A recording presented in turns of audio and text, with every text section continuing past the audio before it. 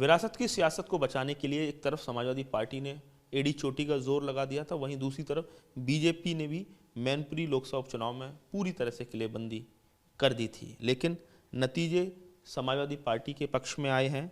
लोकसभा उपचुनाव में डिंपल यादव बड़े अंतर से जीती हैं। तो ऐसे में ये सवाल यही है कि बीजेपी की कहाँ रणनीतिक चूक हुई। बात करने के लिए हमारे साथ हैं जिलाध्यक्ष मैनपुरी प्रदीप चौहान जी। तो अध्यक्ष जी, आप बताइए कि मुख्यमंत्री के दौरे, पूरी आपकी स्टार प्रचारकों की फौज, कैबिनेट मंत्रियों की फौज, सब कुछ तो आपने दांव पर लगा दिया, लेकिन नतीजे कैसे नहीं आए? आपको इस बार उम्मीद बहुत थी। नहीं, बिल्कुल उम्मीद थी, लेकिन एक कारण रहा मुलायम सिंह यादव जी के प्रति कहीं ना कहीं थोड़ा सिंपैथी का एक रहा होगा प्रश्न लोगों के मन में। दूसरा, जो अखिलेश यादव जी द्वार द्वार जो कभी वोट मांगने नहीं आए, हेलीकॉप्टर से हाथ हिला दिया करते थे, वो द्वार द्वार आए और हम समझ रहे थे केवल वोट मांग रहे हैं। मेरा तो सीधा आरोप है कि समाजवादी पार्टी ने कम से कम 150 करोड़ का ये चुनाव लड़ा है। गांव-गांव शराब बांटी है, गांव-गांव पैसा दिया है, एक एक गांव में 3-3 जगह बस्ते के नाम पर लोगों को पैसे दिए हैं, 10-10 हज़ार, 25-25 हज़ार, कहीं कहीं 50-50 हज़ार, 1-1 लाख रुपए दिया कि वो बांटिए, मतदाताओं को प्रभावित किया। एक तो ये उपचुनाव था, आम चुनाव में मोदी जी, योगी जी का नाम होता है, निश्चित ही वो हमारे नेता हैं और उनकी क्रेडिबिलिटी है, उनकी वजह से हमें वोट मिलता है। 150 करोड़ की बात कर रहे हैं आप? 150 करोड़ के मेरा आरोप है। और आप अब निर्वाचन आयोग को जांच करानी चाहिए था। हम लोगों ने बराबर शिकायतें करी, साड़ी बांटने के हम मुकदमे दर्ज हुए हैं, शराब बांटने। सीएम साहब कह रहे हैं कि धनबल की राजनीति का प्रयोग हो रहा है, ये लूट का पैसा है, आप पैसा रख लेना लेकिन वोट कमल में देना, ये सारी चीजें। सपा तो ये कह रही थी कि प्रशासन आपके इशारे से काम कर रहा है, मतलब भाजपा का ये लगातार मेरा होता है, प्रशासन निर्वाचन आयोग का होता है। आप भी जानते हो, जैसे अपना इलेक्शन कोड एप्लीकेबल होता है, अधिसूचना जारी होती है, प्रशासन किसके हाथ में होता है? अभी 6 सब इंस्पेक्टर फटाफट 2 मिनट में रिलीव करा दिए थे निर्वाचन आयोग ने। प्रशासन में तो निर्वाचन आयोग का खौफ रहता है कि कौन हमारी बैड एंट्री कर दे, कौन हमें डिबार कर दे कि हम जीवन में कभी काम ही ना कर पाएं निर्वाचन का। तो प्रशासन तो निर्वाचन आयोग के दबाव में रहता है। प्रोफेसर रामगोपाल यादव जी पेशबंदी कर रहे थे, आपको मालूम है, इधर पैसा बंटवा रहे थे, शराब बंटवा रहे थे, उधर पेशबंदी कर रहे थे कि भाजपा की सत्ता, भाजपा की सत्ता है। हम लोग कभी मिसयूज ऑफ पावर करते ही नहीं है। हम लोग मिसयूज ऑफ पावर करते तो क्या चुनाव जीतते ये लोग?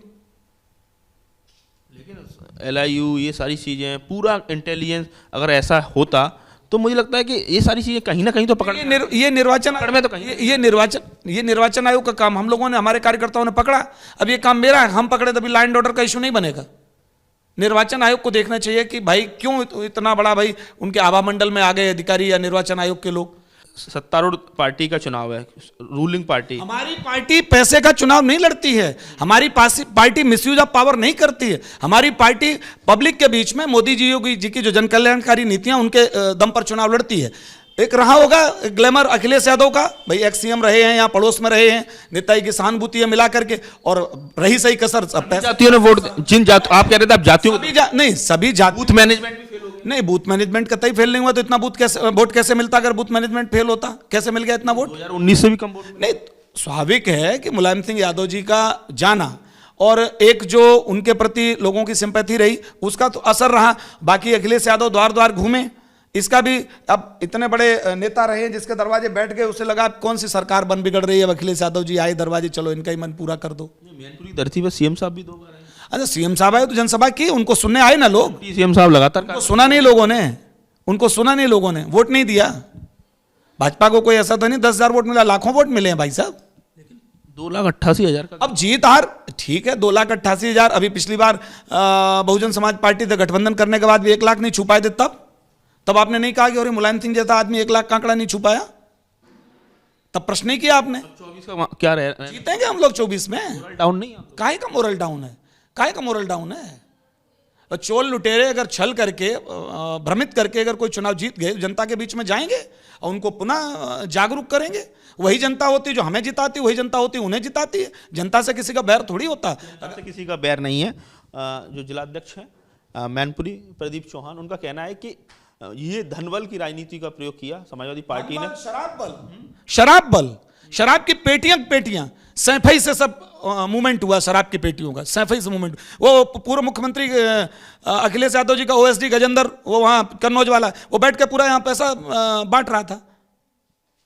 अब कुछ चीजें बाद में मालूम पड़ी, कुछ चीजें पहले मालूम पड़ी, तो हमने निर्वाचन आयोग को बोला है, हमने निर्वाचन आयोग लिखित में दिया। लिख के दिया प्रेक्षक महोदय को दिया यहाँ पर, लेकिन अब नहीं किया। अब मालूम नहीं भैया कौन किसके प्रभाव में था। लिखित में शिकायत की है कि धनबल बाहुबल और शराब का जिस तरीके से एक अनैतिक तौर पर जो प्रयोग किया गया मतदाताओं तक पहुंचाई गई है, शायद भारतीय जनता पार्टी को लगता है यही वजह है कि भारतीय जनता पार्टी ने जो जमीन पर जो मेहनत की उसके अपेक्षित नतीजे नहीं मिले।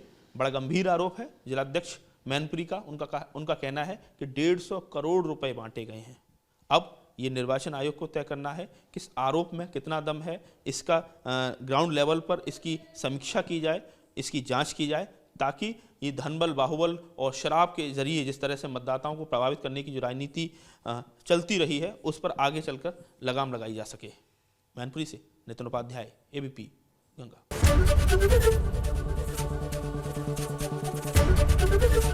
एबीपी गंगा, खबर आपकी, जुबान आपकी।